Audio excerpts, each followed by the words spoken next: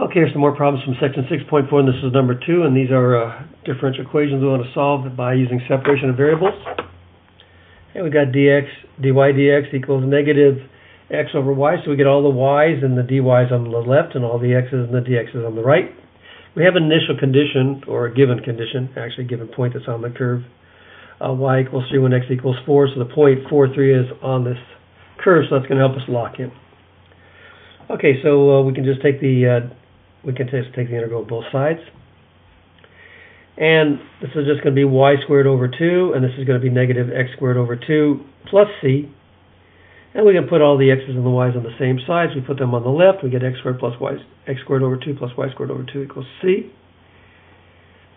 And we can find out what c is by substituting our given conditions in. In other words, x equals 4 when y equals 3.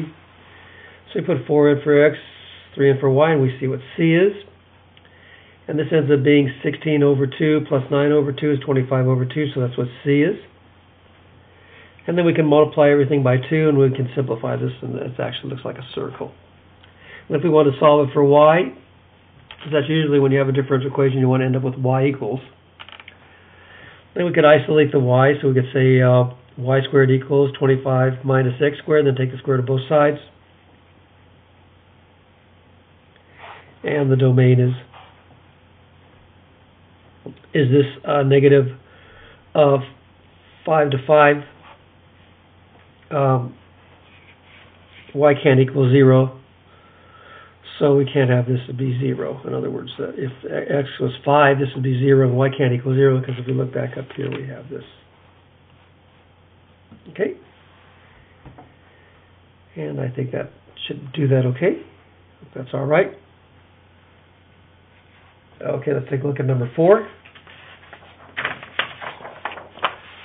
And number 4 is this differential equation, dy dx. There we are.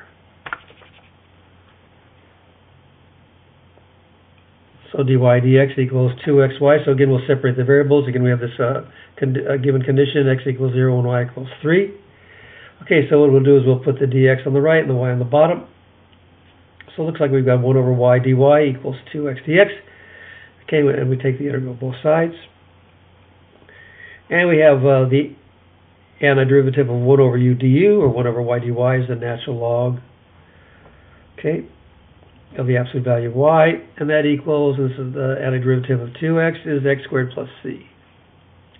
And now we change this to we have to solve this, so we change this to an exponential equation. Remember, my base is e, this is my exponent, and that's my answer.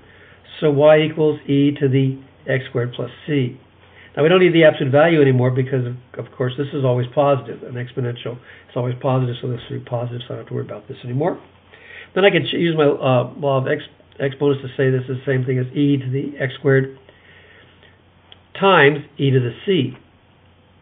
And then I can move the e to the c in front, and I can call this just another constant c, so y equals c e to the x squared. So this is how we deal with these exponential situations, these natural log situations, I should say. All right, then we want to solve and find out what c is. So we know that from our initial condition up here, when x is 0, y is 3, so I'll just substitute those in. So for here, I'll put a 0 in for x and a 3 in for y. So y equals c times e to the 0 x squared, which is just c times e to the 0, but e to the 0 is just 1, so it's just c, so 3 equals c.